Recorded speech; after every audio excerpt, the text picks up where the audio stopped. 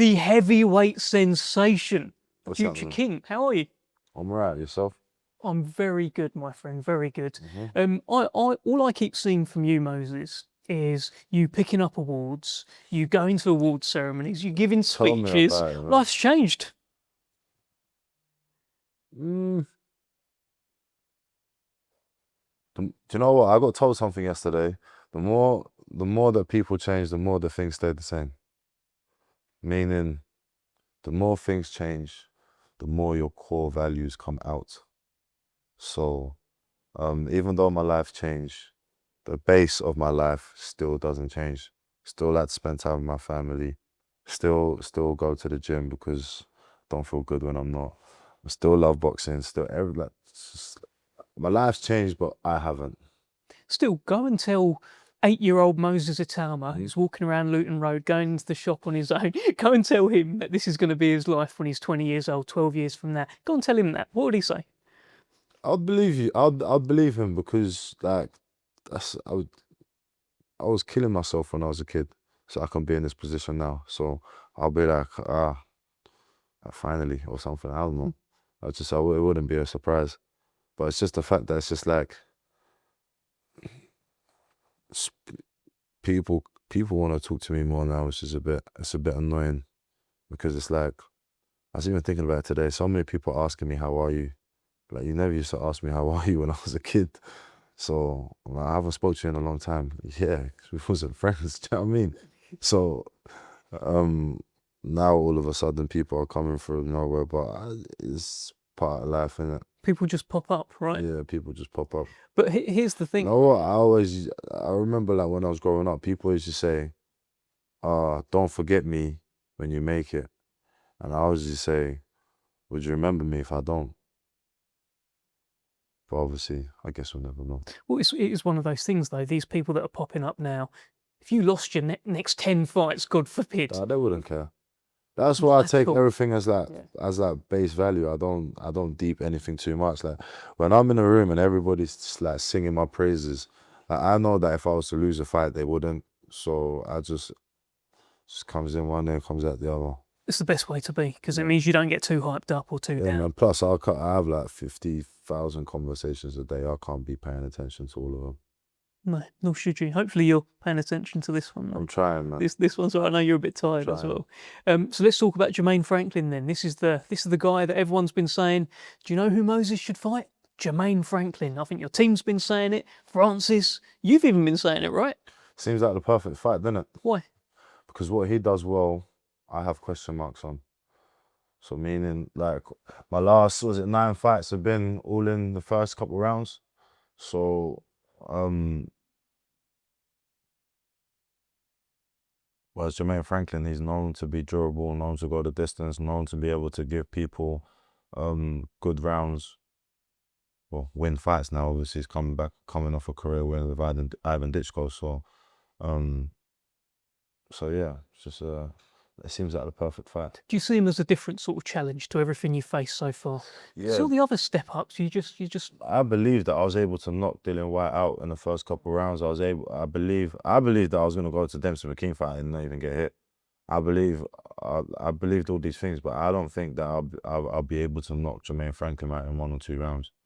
But obviously, I wouldn't be surprised if I do. At the Dillian Whyte fight, I was a bit annoyed at winning in the first round because I was in the training camp for 14 weeks. Yeah. So killing myself on a treadmill, sparring, XYZ. So for this one, I guess I'll go a bit extra prepared. Do you want to go to deep waters then? Do you want to just like, because people say it, they want to see you get hit, they want to see you round 7, 8, 9. Do you want to go there? Me, it ain't got nothing to do with me. But you must want to see it, right? Of course, I want to prove it to myself, yes. But I've proven it to myself countless of time in the gym. I just haven't done it under the lights. We'll get there. The way I see it is, I don't think that like I can't see myself like I see all these other guys going into deep waters and like coming out on the other side, and I'm like, there's no way that I won't be able to do that. I just feel like I've done so much more for this sport and in this sport. I've charged a lot to the game, so I think I'll be right. You said something earlier. You said everyone wants to talk to you now, and it's kind of annoying. Yeah. Do you want to be a star, or do you just want to make your money, become a great boxer, you know, all the accolades? I want to be forgotten one day. I do boxing because I want to do it. I do boxing because I have to do it. I do boxing because I like to be in constant touch with reality.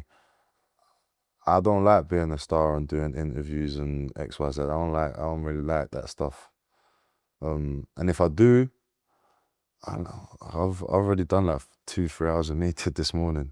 I slept like 4 or 5 hours. I just came all the way from south to the north of England. Like, it's hard. But it's necessary. It's necessary. I don't think you're going to be forgotten, by the way.